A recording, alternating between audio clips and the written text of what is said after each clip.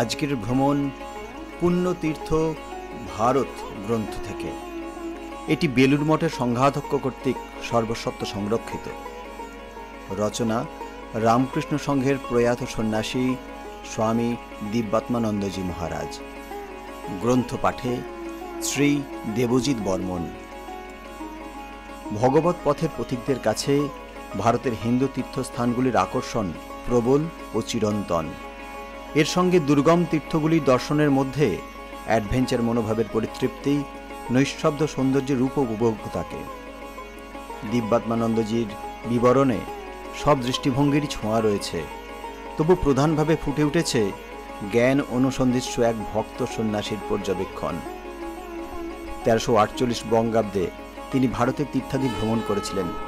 লিপিবদ্ধাকারী পুস্তক প্রকাশিত হয় 1370 বঙ্গাব্দে। তাই বর্তমানে স্থানগুলির রূপের বা ভাবের পরিবর্তন হয়েছে।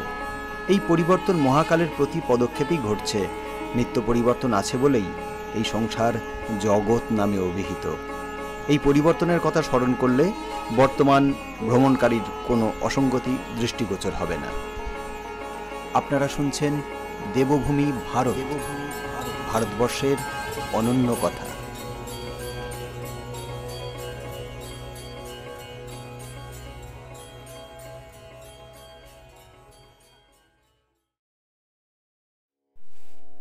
পুণ্যতীর্থ ভারত গ্রন্থের আজকের তীর্থ পশুপতিনাথ দর্শন।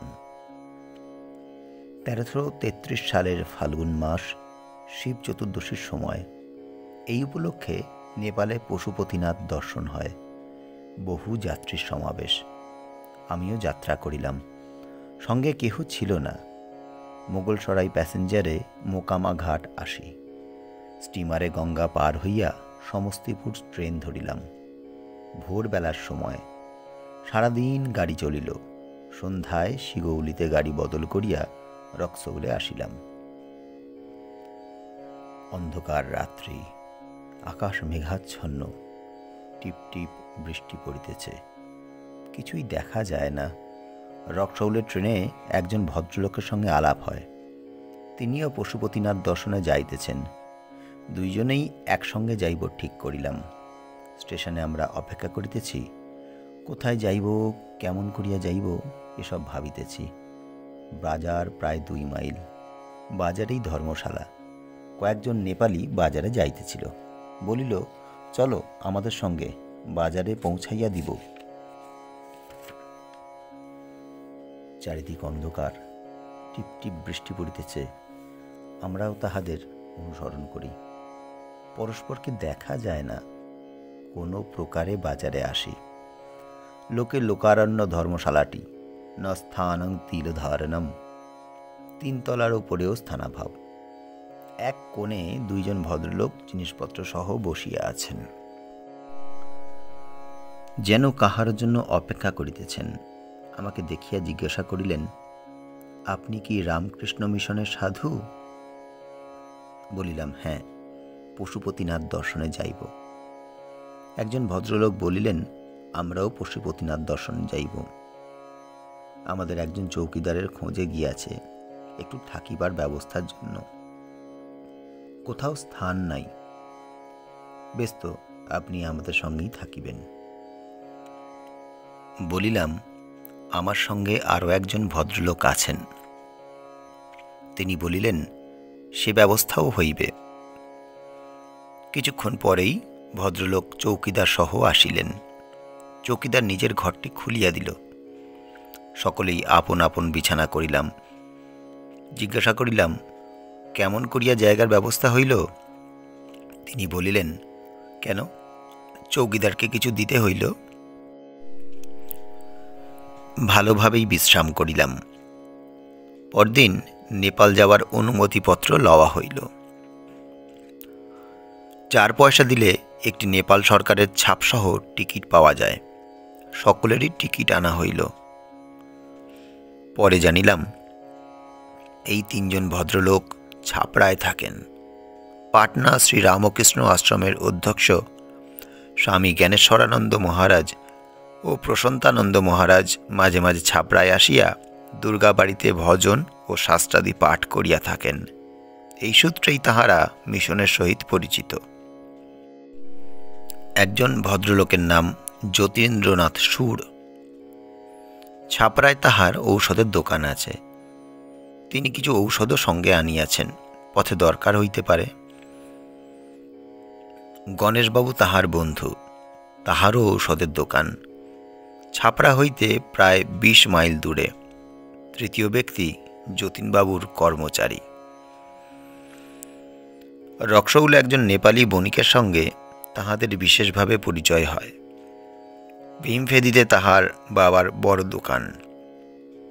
এই বৎসরই নেপালে নূতন রেলপথ হয়। মার্টিন কোম্পানি করিয়াছে। ছোট লাইন, ছোট ছোট গাড়ি, সমান জমির উপর রেলপথ। বুধবার দিন ধীরাজ রেলপথ চালু করিলেন, মাত্র 18 মাইল পথ। পরদিন সাধারণ যাত্রীগণ রেলে চড়িল। রক্সৌল হতে বীরগঞ্জ প্রায় 3 মাইল। বীরগঞ্জে rail station. নেপালের রাজাকে ধীরাজ বলা হয়, আর মন্ত্রীকে মহারাজ বলা হয়। পরদিন সকালে ট্রেনে চড়িলাম। বগিগুলি মালগাড়ির মতন ছোট ছোট। সকলেই আপন আপন বিছানাপত্র উঠাইয়া মালের উপরে বসিল। অনেকে হাঁটিয়া চলিয়াছে, মাথায় গাঁটরি ও হাতে লাঠি। মাঠের মাঝ দিয়া ধিকি ধিকি গাড়ি চলিয়াছে, মাঝে দাঁড় করায়। রাস্তার 2 ধারে ছোট ছোট ডোবা হইতে জল ইঞ্জিনে দেয়। গাড়ি ধীরে ধীরে চলিয়াছে। এমনি তার গতি। গাড়ি হইতে উঠানামার কোনোই অসুবিধা হয় না। আমলকগঞ্জ পর্যন্ত রেলপথ। তারপরই পাহাড়ের চড়াই শুরু হইয়াছে। এখানে কয়েকটি দোকান ও বাড়ি আছে, ছোট বাজার। প্রায় বেলা 10টায় গাড়ি আসিল। নেপালি বণিক তাহার ছপ্পরে আমাদের জন্য অপেক্ষা করিতেছিলেন। স্টেশনের পাশেই তাহার ছপ্পর। আমরা এখানেই বিশ্রাম করি। আমাদের খুব যত্ন করিলেন।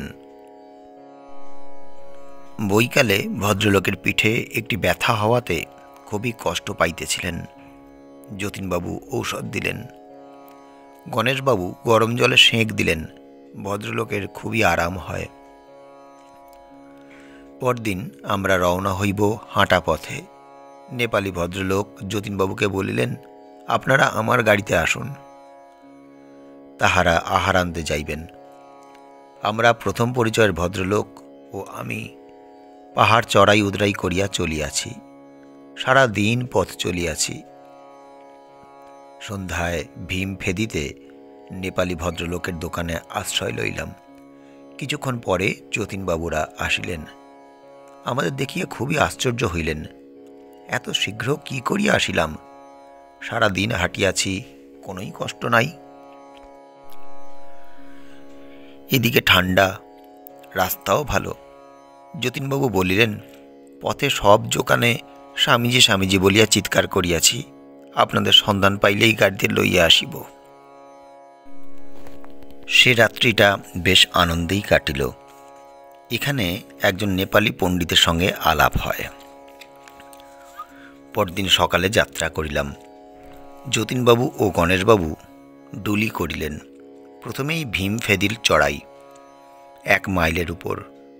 রাস্তা বিশেষ ভালো নয়। পাহাড়ের উপরে আসিলাম। নেপাল সরকারের লোক যাত্রীদের খানা তল্লাশ করিতেছে। বিনা পাশে কাঠমুন্ডে প্রবেশ নিষেধ। অনেকে সুটকেশও দেখিল। চলিয়াছি। ক্লান্তি বোধ করিলেই একটু দাঁড়াই। পাহাড়ের ঠান্ডা হাওয়াতে অল্প সময়েই ক্লান্তি দূর হয়। উতরাই করিয়া একটি গ্রামে আসি। নদীর ধারে বিশ্রাম ও মধ্যাহ্নের ব্যাপার শেষ করি। প্রায় 10 মাইল পথ। পথে একটি সুড়ঙ্গ পার হই। অপরাহ্নে আর প্রায় 8 মাইল পাহাড়ে আসি। সন্ধ্যায় একটি গ্রামে বিশ্রাম। এখানেও স্থানাভাব। যাত্রীরা রাস্তার পাশেই আহার ও বিশ্রামের সংস্থান করিতেছে। একটি পরিবারের দোতলায় বিশ্রামের ব্যবস্থা হয়। গৃহস্থকে কিছু দিতে হইল। গ্রামটি বেশ বড়।